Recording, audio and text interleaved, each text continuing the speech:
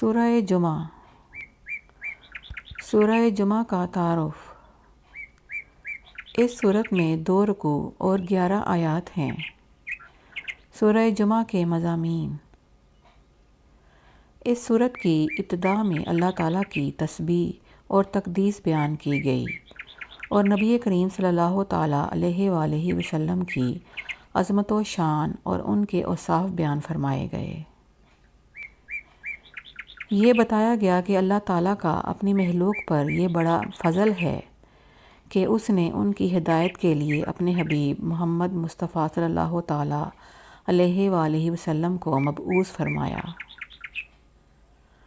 تورات کے احکام پر عمل نہ کرنے کی وجہ سے یہودیوں کی مذمت کی گئی اور یہودیوں سے کہا گیا کہ اگر وہ اللہ تعالیٰ کے دوست ہیں تو ذرا موت کی تمنا کریں۔